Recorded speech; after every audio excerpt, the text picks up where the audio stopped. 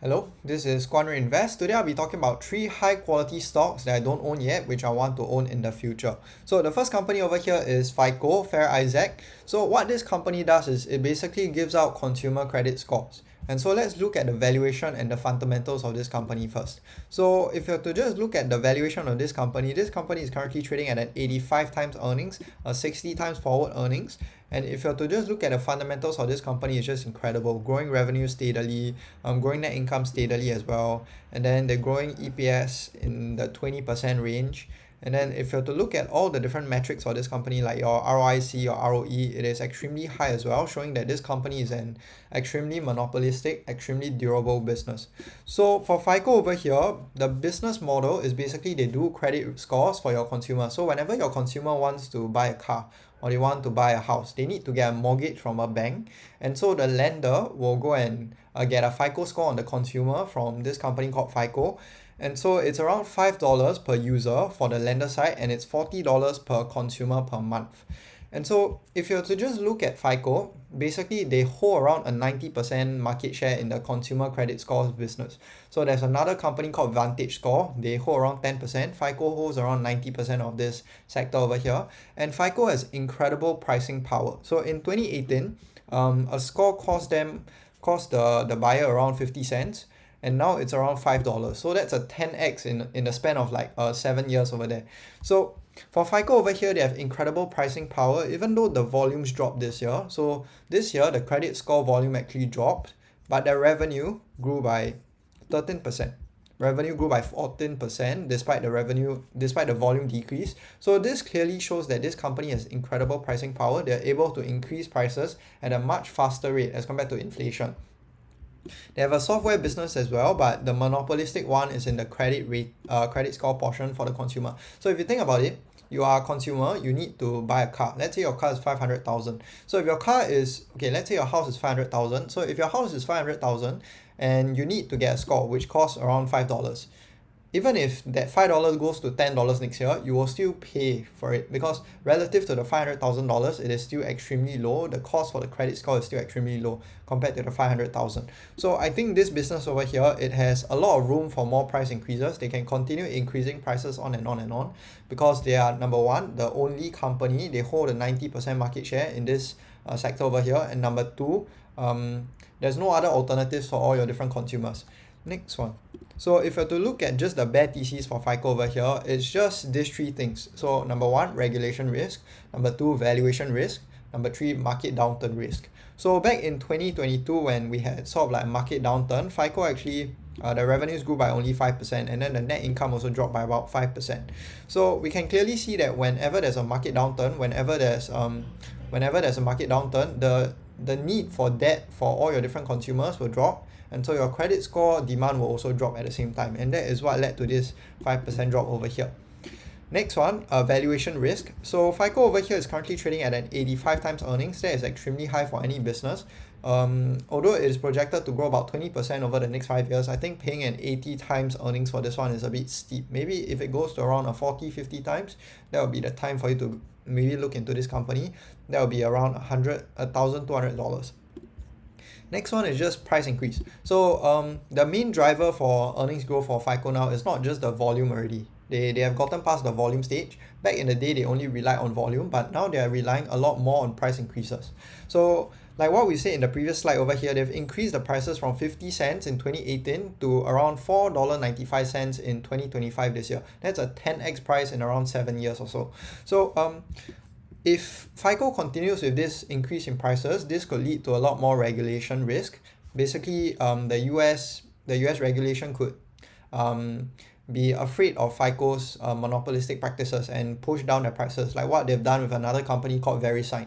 So another company called VeriSign, they cannot increase prices. They basically hold the monopoly in the .com industry. So they are the only company in the entire world that's able to give out your .com domains and all that. And so for that company, VeriSign, they have a cap on how much they can increase prices. So they have a cap which limits them from increasing their prices. So over 7 years, they can only increase their prices by about 7% in the last 4 years. So in the first 3 years, they cannot increase price at all. And across that 7 years, the CAGR is around 4.6% only. So If FICO continues increasing prices without the ability to increase volumes, then this could lead to a lot more regulation risk, which is what we don't like to see. But of course, for monopolistic businesses like this, there will always be regulation. Next company that I would like to own as well is Hermes. So Hermes, you will have for Hermes, this company sells the Birkin bags, your Kelly bags and all that as well. So if you were to just look at the fundamentals and valuation for Hermes is currently trading at a 57 times earnings, 53 times forward earnings. And if you were to just look at the fundamentals of this business, it's just incredible. They're growing revenue by about 15% for a bag company, growing earnings by about 28%, 30% and so on. And then yeah, overall this company's metrics are just incredible. ROIC is at around 20%, ROE is 28%. So for Hermes over here, the business model is basically this. They sell extremely high price bags at extremely high prices, some tens of thousands and then some in the millions as well. And so they are the highest tier in the luxury segment. So if you were to just place the luxury companies in a tier list, you have Hermes at the very top, and then you have Ferrari, and then LVMH, and then all your different other bags like your Coach, your Gucci and all that. So for Hermes over here, they are priced at such a premium, which leads to even more demand for it. So basically, because of the ability for them to hold that high status, people want the bags even more. So they reduce the supply to inflate prices, and then this leads to even more demand for the bags, because people will think that, oh, this bag is extremely high price, so it must be worth something, it must be something that is of very high value, and so people will want it even more because of the price increases. So that's sort of like the dynamic that Hermes has over there. So Hermes has incredible pricing power. The rich won't be affected during a market downturn. So if you were to look at just 2020 over here, 2022, the revenues actually didn't drop. So the revenues went up by 29% even in a market downturn. So this clearly shows that Hermes sort of has resilience, especially in a market downturn, because the rich won't go poor during a market downturn. It's the poor that are affected the most. Next one. So this company, as I said previously, it just has incredible brand value. I see this company going on and on and on for the next few years, and it's probably one or two of the only consumer brands that I will own. So the other consumer brand that I like is LVMH, Louis Vuitton. That's the only other company that I will own that I think is extremely high quality in this consumer segment. So the bad theses, the bad cases for Hermes are just simply a weak consumer, which could lead to reduced spending. But as we said previously in 2022, there wasn't much of a decrease in terms of the revenue. In fact, the revenues went up by 20%. Next one, sky high valuation. So Hermes is currently trading at a 57 times earnings, and the lowest valuation in the past 10 years or so is only at 35 times. So 35 times valuation, maybe for high quality business, it is worthy to pay up. But this company over here is currently priced for perfection. That's why I haven't gotten into it yet. And there hasn't been a chance for me to get into this company for a very long time already. Because it's always priced at 40, 50 times earnings. And it's hard to justify the valuation even though it is an extremely high quality business. And yeah, these two are the bare theses for Hermes. Let's move on. Next one is TSMC. So TSMC is one of the 3 biggest foundries in the world. Basically what they do is they make chips and they sell the chips to your Nvidia. Sorry, not sell the chips to Nvidia. They basically make the chips for Nvidia and then they sell the chips to your Apple and all that as well. So let's look at the fundamentals and the valuation for TSMC. So TSMC over here, 25 times earnings, 19 times forward earnings. I think this company is priced at a very reasonable level.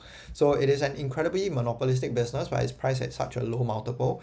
So you have this revenue growth over here growing at 33%, 40%, net income growing by around 39%. I think this company is quite incredible in terms of the fundamentals. ROIC 16%, ROCE 24%. So overall, fundamentals, valuation, I think these two check marks are hit for TSMC. I don't see any problem with buying into this company right now. So this company over here, it is a chip making foundry with the greatest technology to produce your 3 nanometer chips right now. So your 3 nanometer chips are the ones that are used for your AI data centers and all that. And so the AI wave will help to increase the volume and the demand for the chips, which will lead to even more revenue for TSMC. So that's sort of like a tailwind now. And then this company is a company with incredible moat, although it doesn't have the moat that ASML has. Because for TSMC, their moat is their ability to scale big orders. Basically, TSMC's moat now, their main moat is their technology. because they get the EUV machines from ASML, and then their ability to have large scale as well. So they hold about 90% of the orders for all your different high quality and high cutting edge chips. So for if you are to compare TSMC and ASML, I think ASML is a high quality business, but for TSMC the scale is incredible. And if I were to consider another chip company in the chip sector, I think TSMC is a very worthy consideration, but I already own ASML, so probably not for now. So let's look at the bear theses and the bear cases for TSMC. So it's simple. The only problem with TSMC, I think the only main problem with TSMC is just the China-Taiwan tension. So being a Taiwanese company, they're always prone to the threat of the Chinese invading Taiwan and then taking over the TSMC fabs and all that. And that's why you're seeing the US trying to bring in the TSMC fab into the US. And next one, so the other bear case, I think this one's quite weak, but the other bear case for TSMC is that their scale could be overtaken by a competitor. But so far we haven't seen that yet. So you have SMIC in China, you have Global Foundry, you have Intel, Samsung, all of these companies are struggling. Your SMIC doesn't have the technology, your Intel is struggling with their finances, Samsung same thing, struggling with finances, and then you have Global Foundries, which is more focused on your high wavelength chips, not so much the cutting edge chips at the 3 nanometer, 5 nanometer chips. So I think for TSMC over here, the only bad thesis is just the Taiwanese getting invaded by Taiwan, other than Taiwanese getting invaded by China. Other than that, I think this business is an extremely high quality business. So as you can see over here, Warren Buffett actually sold his TSMC holding back in 2022. So Warren Buffett bought into TSMC because outright so it is a high quality business, but the problem with TSMC is just the risk of geopolitical tensions between China and Taiwan, and that led to him selling his TSMC stake 1 quarter after he bought it. So I think Buffett sees what I see as well, as in I see what Buffett sees as well. So basically Buffett is saying that he thinks that TSMC is extremely high quality, but the problem with TSMC is just the geopolitical risk and the risk of some form of invasion. Last portion. So this one over here is just some metrics to look out for when identifying your high quality compounders. So whenever you want to find high quality compounders, these are a few metrics you want to look out at. So number one is your high ROIC. You want companies with high returns on invested capital, meaning to say they can invest their capital and still get high returns. And so that will be a lot better than a business that has low ROIC, because a low ROIC business, what they cannot do is they cannot invest their earnings anymore to grow the business even more. What they can do for your low ROIC companies is they can only give out dividends. That's why you see a lot of dividend paying companies with low ROIC as well. Next one, mid-teens EPS growth. So you don't want companies that have extremely high EPS growth, because the problem with extremely high EPS growth is they often come with lesser predictability. So like your quantum companies, maybe they'll grow 100%, 200%, your Palantir growing at around 50, 60%. But the problem with all these companies is they don't have the predictability that your ASML has, that your FICO has, that your TSMC has. Next one, they need to have extreme predictability and moat. So they need to hold some form of IP, they need to hold some form of a monopoly in their sector. And they're usually monopoly and duopoly, not so much oligopoly. So like for example, let's say you got Nike. Nike is an oligopoly. It is sort of like, it holds around a 20% market share or 30% market share in the industry. But if you're to just look at Nike's fundamentals, the problem is being in an oligopoly is extremely hard, because everyone is constantly fighting for market share. And so that is what is leading to all this sell down, all this consumer weakness, all this different stock prices dropping down in your shoe brand segment over here. But if you to just compare this to your FICO, for example, FICO is a monopoly, it holds around 90% market share, and so there's no one for them to compete with on a larger scale. They won't have to reduce prices to gain more market share and all that. So I think for high quality compounders, what you want to look out for is companies that are in monopoly and duopoly. And last portion, which is not written over here, is you want high margins. So you want company that is able to keep and hold their margins. And whenever you see a drop in margins, that could be that could signal a weakness over there, because when they try and reduce their margins, whenever they try and reduce their margins to gain more market share, that is not what you want to see in your companies.